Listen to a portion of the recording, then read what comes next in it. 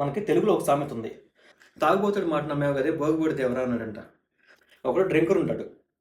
వాడు ఒక చెరువు దగ్గరికి వెళ్తాడనమాట. చెరువు నిండా నీళ్ళు ఉంటాయి. వాడికి నచ్చదు మంచి నీళ్ళు. సో వాడు ఏం చేస్తాడంటే, అమ్మా తల్లి నీకు కొలుపులు కొలిపిస్తానమ్మా, నీకు జాతరలు చేపిస్తానమ్మా, ఈ చెరువు మొత్తం బ్రాందీతో నింపేయమ్మా, సారాయితో నింపే తల్లి అని మొక్కుకుంటాడనమాట.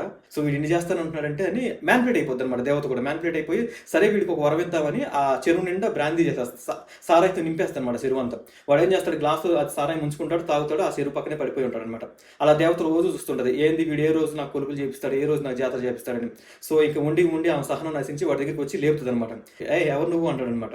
ఎవరైనా ఏంటంటే, దేవతను రా, నాకు ఇన్ని మొక్కులు మొక్కావు కదా, ఇది చేస్తున్నావు ఇది చేస్తున్నావు, ఏది రా ఒక జాతర కూడా చేయలేదు అంటే, ఏపో తాగుబోతాడు మాట నమ్మేవు కదా భోగిపడి ఎవరా అన్నాడంట. సో సో అట్లాగే తాగుబోతులు భలే మ్యానిపులేట్ చేస్తారు. అలాగే కొంతమంది పర్సన్స్ కూడా, ఫ్రెండ్స్ కానీ మనలో రిలేటివ్స్ కానీ చాలా బాగా మ్యానిపులేట్ చేస్తారు మనల్ని. వాళ్ళని నమ్మి మనం అందులో పుట్లో పడ్డాం అనుకో, మనం అనవసరంగా బుక్ అవుతుంటారు. సో తస్మాత్ జాగ్రత్త వీళ్ళతో.